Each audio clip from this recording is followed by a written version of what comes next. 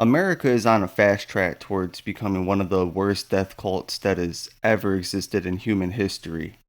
The indoctrination really starts to hit us when we're kids. I didn't really have a differing opinion about these issues like abortion and, race ideology and really the whole entire woke agenda until about 2014, 2015, and not even in a deep way until 2017, 2018.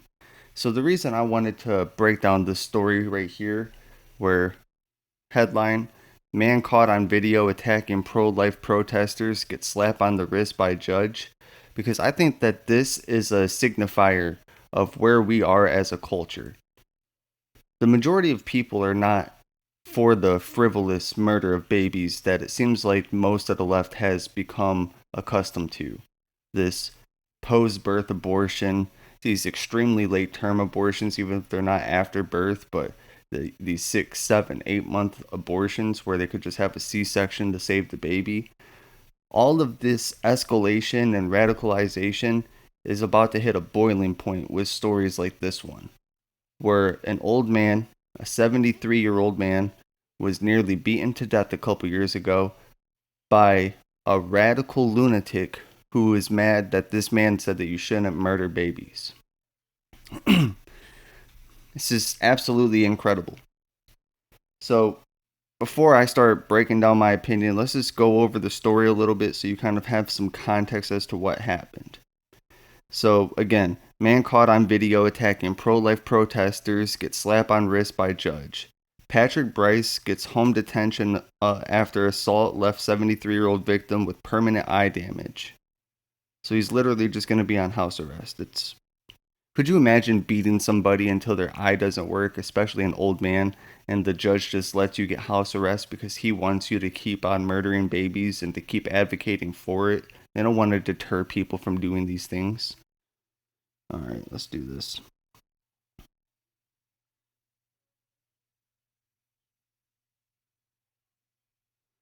All right.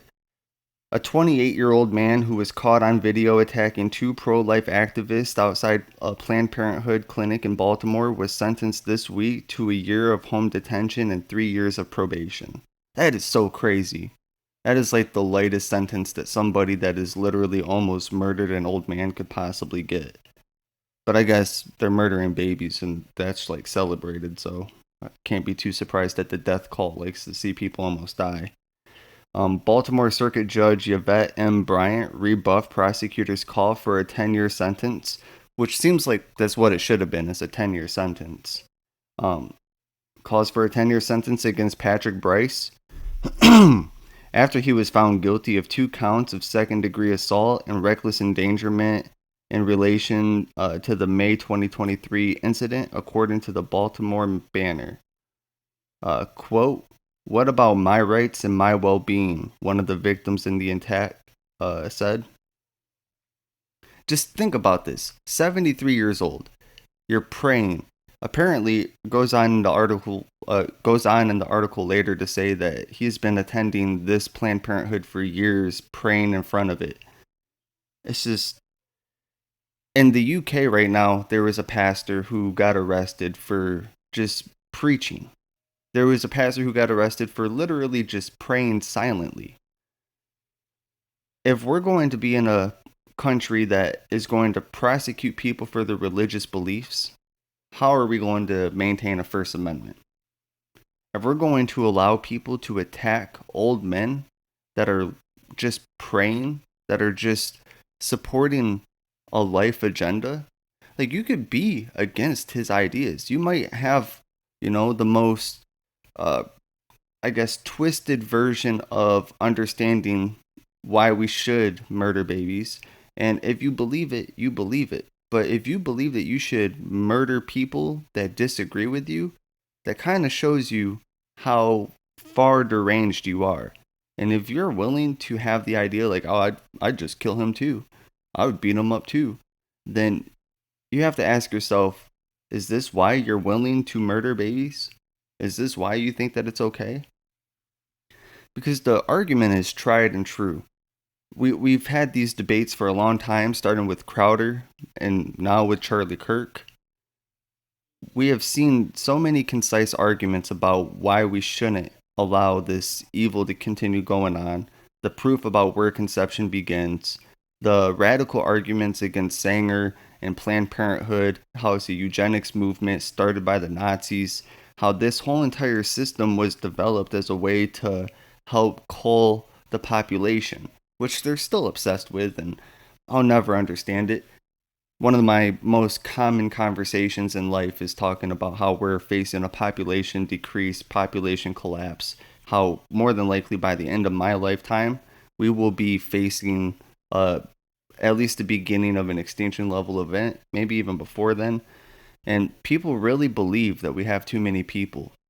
They don't believe in the population density issues where our cities just need to be spread out more across the land, and how they just genuinely think that people are the problem. They think that we're polluting the environment with our carbon. They think that our ideas are dangerous. They hate the freedom that we represent. All right, so Bryce said on May 26, 2023, he intended to debate Richard Schaefer, the other victim, who was 84, about the concept of sin outside of Planned Parenthood or outside of the Planned Parenthood facility, but then lost it after Schaefer made what he perceived as a racial remark.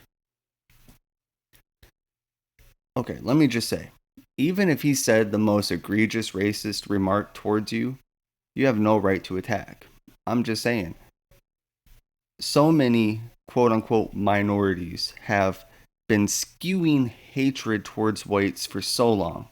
It's like the most common hate that people can have. It's so abundant that people don't even believe that it's hate. They just genuinely dislike us that much. If you think that this man having words said to him that made him feel slightly uncomfortable is a justification to attack, then you are the problem in this country. We need to be able to have a civil discourse. There's no reason that we can't have a conversation about these ideas. If you're not capable of having a conversation about these ideas, then you probably don't have a very good understanding of the issues, or you don't have a very defensible position on the issues if you do understand it. We have had enough of the radical indoctrination taking place since we were kids. We no longer buy the idea of my body, my choice, because a human is a separate body. And you guys decided to try to mandate vaccines and these uh, uh, contact tracing checkpoints in order to keep people safe, but yet you want to argue about my body, my choice.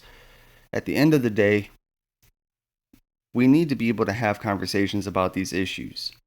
And if we have judges that are going to give people a slap on the wrist where they just have to stay home for a year and then do a couple years of probation, that is not going to teach anybody anything except for the best thing that you can do is be radical against people that are pro-life. And really just ask yourself as a fundamental question, if you are against people who are trying to save babies, what does that say about you? Genuinely. If you are against people that want to save babies, what does that say about you? All right, that's it for this one. Like, comment, subscribe. Follow me on all social media platforms at Brian D Exclusive. If you want to support the channel, I don't have a Patreon or anything yet, but you can donate to me on Cash App, also Brian D Exclusive. Shout out to everybody that's been finding me from Facebook. Seems like that platform's been popping off lately. And yeah, really just stay to your guns and don't let these radicals scare you. We're going to make America great again, even if that means that we have to step outside the social norms and continue to speak up in ways that make some people feel uncomfortable. I love you. I'll see you in the next one.